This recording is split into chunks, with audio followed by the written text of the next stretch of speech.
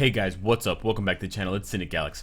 And today I want to give you a detailed breakdown on how I take a bad or seemingly useless character into Shadowland and then I try to build them up to the point where they can actually clear a stage. Now this is going to be helpful for you whether you're a beginner or a veteran, because for those of you that have tier 1 characters that you don't ever use or that you just ignore because you think they're terrible, or even tier 2s at that stage, or for those of you that are still looking to get the most out of your roster, you're finding yourself reaching stage 28 or 29 of Shadowland but you're not quite comfortable getting to 30 week after week, these tips will help you get more out of your roster and get further, especially on those first few stages, because while they are the easiest, we tend to overshoot or overkill them with characters that are way too strong, and then that's what hurts us in the long run when we're above stage 25, above stage 26, and we're trying to then make use of the few characters that we have left that are our strongest. And unfortunately we can't start from 30 and work our way down,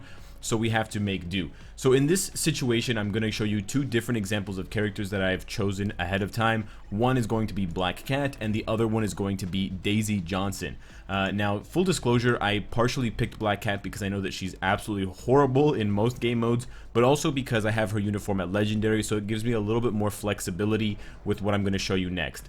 Daisy I just chose semi-randomly, but it actually synergizes really well with stage 1. So we're going to be doing stage 1 here, and this is basically how I approach characters at the very onset. And you don't have to do this step necessarily, you can skip this step if you are very comfortable with the game and you can inform yourself enough just by reading the character's skills and reading or practicing them in the skill preview. But what I do instead is actually I just take them into the mission blind and I just see what they can do. I see what their skills do. I see what each of them have in terms of AoE abilities. There's an iframe right there.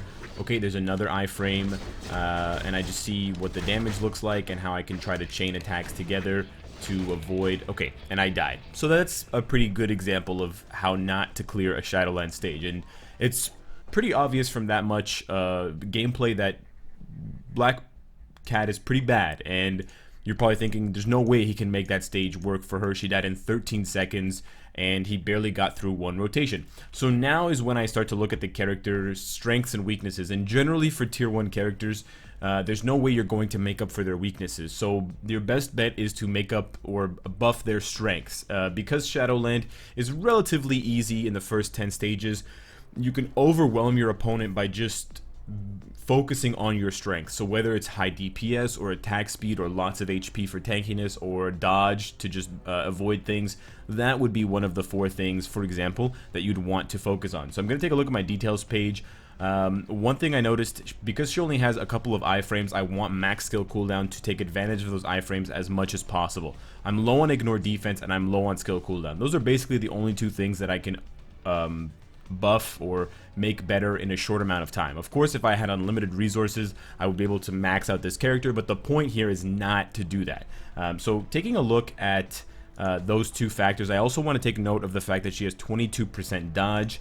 I also took a brief look before the video on her skills, and cat-like reflexes, although the skill cooldown is brutal, 30 seconds, it does give her an additional 12% dodge. So she's working with about 35% dodge when everything is up, but I want to get that a lot higher because I think that's probably the only way that I'm going to be able to clear this stage. So I'm going to go over to her uniform, and that's why I chose her uniform specifically. I can re-roll the attack speed bonus because attack speed is nice, but it's not going to help me survive that stage, and it's not going to do enough damage. So I'm much better off re-rolling this to dodge. There we go. The game understands what I'm trying to do here. Same thing for her 4th skill. I'm going to re-roll this because as much as all defense might be helpful in a more meta character, for Black Cat she's just going to die straight up, so it's better to give her something that she can actually use. I don't even have the 3rd uniform, otherwise I could take advantage of that for some additional ignore defense. But for the 4th one, I am going to re-roll this again to dodge. This time I'm lucky, I have this one at Mythic, and I got a pretty decent roll. I'm going to actually re-roll that again. That's actually worse. But I'm going to try to get something slightly higher than 1700. Of course, if you're really strapped for gold, you would have taken the first roll, but I got lucky a couple rolls later. And now we've just given her an additional about 2,100 dodge. So that's quite a bit. That's going to bump up her dodge to 39% before the 12% buff. So that now pushes her to 51%. If I wanted to take that a little bit further, I'd probably start giving her Uru and try to push that possibly to 50, which would be 62, close to 75, which is the cap with the buff. But I'm actually going to try this without Uru. The only other big change that I can make to her is for her ISO 8 set, because she doesn't even have one.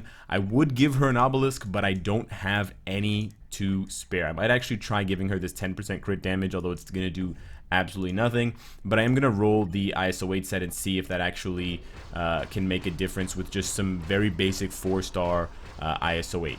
So a few million gold later, and I ended up rolling Hawk's Eye. Normally I would recommend Power of Angry Hulk or Overdrive or a defensive set like Binary Power or Drastic Density for speed types, but in this situation it's got the dodge stat for 8%, which is going to synergize with what I was just doing with the uniform, and it's also got the cooldown, which is also going to help me hit the cap or get closer to it with a character that I know needs to have as much as possible. So we're not going to waste the 6-star or awakened ISO 8. We're just gonna go for some regular 4 stars, and I happen to have quite a bit of it, or I don't, so we're gonna have to cringe and give her a 6-star here and try to make the best of a character that frankly struggles to do well in most situations. I would wonder if you have, for example, Black Cat, speaking of cats, Andre, at tier 2 and you use her in Shadowland, what stage do you usually aim to have her at? And wow, I'm gonna have to use some physical attack. In this situation, physical attack HP would be better suited for her than physical attack, or sorry, physical attack dodge would be better suited for her than physical attack HP. I'm actually gonna go to the lab because I'm so desperate to not give her 5-star ISOs that I've kind of hand chosen, and I'm actually gonna look for some 3-star ones, but unfortunately I didn't get any, so we're gonna have to bite the bullet on this one. And I can already hear the people mocking me in the comment sections that I actually went ahead and gave. I don't have any physical attack. Yeah, I do. Okay, I have a couple here. I actually gave Black Cat some 5-star premium physical attack ISO 8. So we equipped it, and now we're at stage 4 for the bonuses. We're not going to get the full 8.1% on the dodge, but we got 6.5, which is pretty good. So if we take a look now at the renewed stat values, we are rocking 45.5% dodge, 49% cooldown, which is perfect, but we're still really low on the ignore defense at 38%. So the last thing I thought of was the 4th skill, and we already have it rolled to ignore defense. So yeah, that's pretty much all we can do. We could give her Uru, but with this setup here, I want to give it another shot now and see how much better she can do. We did 13 seconds the last time. We barely scratched Star-Lord and Rocket, so I want to see now with those basic changes and kind of give you the formula for how I go about kind of turning zeros into heroes for Shadowland, how I get these boxers, these fighters into shape. I'm going to open up with the 5th skill because I know it's her best skill in terms of damage and in terms of iframes. I'm actually not going to use her 3rd skill here because I want to be able to chain it with her 5th skill again, and I know it's on a super low cooldown, so it's not going to do me good if I just rotate through it too quickly. We've gone ahead and killed... We're in trouble. We're in trouble. No, 5th skill. We're in trouble here because we've already killed... no, we're not in trouble because we've killed. We've killed... Okay. So, I was trying to say we killed Star-Lord, but we're in trouble because we don't have our iframes, they're on cooldown, and we're losing a lot of health. So, that was quite a bit better than we did last time. I think with a bit of practice with her skills, I think with Uru, I could probably beat this stage. Definitely with an obelisk, maybe a 5-star obelisk, I could do it. But the last one I want to get to, the one that I think is a bit more interesting, is Daisy. And in Daisy's case, she has a bit more to her advantage, so I think this is an easier clear, but it'll help you identify characters that you may not think are worthwhile for Shadowland just by their skills. So I'm going to really quickly run through them before I jump into the stage. Her first skill is just damage. Her second skill I take note of immediately because it's got the 3-second stun on an 8-second cooldown. That means with maximum skill cooldown, I can stun for 3 seconds every 4 seconds. So all I have to do is get 3 seconds of stun and a very short iframe, and I basically can beat any stage as long as I can do enough damage and as long as the enemies aren't squirrely dodging or avoiding my attacks. If that doesn't happen, then I'm pretty much in the clear at that point. The bang for your punch, we very familiar with this skill. This is just going to give me more damage, which is nice. Vibrations, regular damage. Quake, regular damage. So I'm pretty much at this point relying on stunner and more bang for your punch. Additionally, I'm going to show you when I jump into the stage here. We're a blast type, so we're going up against the combat stage Captain America. What's quite interesting, I chose Daisy kind of at random, but what's kind of interesting about her is her leadership. It gives her a physical shield. All of these guys deal physical damage except for, I think, one of Hulkbuster's skills. So it's pretty awesome that her leadership technically synergizes and makes this stage a little bit easier. Now, of course, a damage leadership would probably be better, or max HP, but it just goes to show you how you can make the most out of these situations if you're, for example, trying to clear a stage with an underdeveloped character. Or, there we go, we got an iframe there, we got an iframe on the 4th as well. And we just want to get them into the corner together so we can stun them both. Oh, nice, that stun has a lot of AoE. So this is really good. So we just need to rotate basically through 2, 4, and 5. And we can pop in 3, but we don't even need those 2. Look at that. Just 5, 4. Blade, don't run away, please. Let him come back first and then pop the stun. I missed. I need to iframe. I'm gonna die. What happened? Okay, so let's try that one more time. That was a bit of a bad run.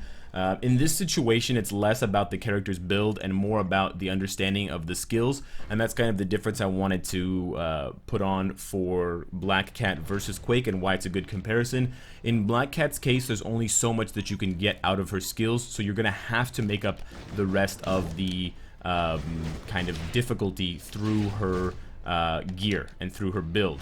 But for a character like Quake, it's more about understanding and taking advantage of her skills. And if you can do that successfully, you can put yourself in a position where you can take on a much more difficult stage, and you can actually come out ahead just based on the fact that you can kind of almost abuse the mechanics to your advantage, which is basically what Shadowland rewards. It's familiarity with characters, positioning, and proper execution of skill rotations. And that's probably why it's the most fun game mode there is, because I can take a character that I don't even like, that I don't even really know very well, like Quake, and I can actually, please don't kill me right now. And Punisher killed me while I was talking to you guys and looking at Hulkbuster. So those are the examples I wanted to give you guys. If I had a little bit more practice with Quake, I could definitely make that stage work. But those are essentially the two main strategies that I employ when I'm trying to take characters that shouldn't really be performing well in Shadowland, like a MODOK, like a Wong, or a Misty Knight, or a Black Cat, or a Daisy Johnson in this case, and I make them work either through building up their gear and their kind of setup to take advantage of their strengths, or looking at their skills and trying to find a way to mechanically abuse and overpower the enemies in the Shadowland stage. So hopefully this helps you guys out. Hopefully for the veterans out there, it gives you a bit more encouragement and incentive to take those dusty characters that you never use and test yourself, challenge yourself. Let me know what you guys think down in the comments below. Subscribe if you enjoy the content and you want to support me. Hit the bell if you don't want to miss any of my content. And of course, if you like what you see, I hope to see you again tomorrow. Take care.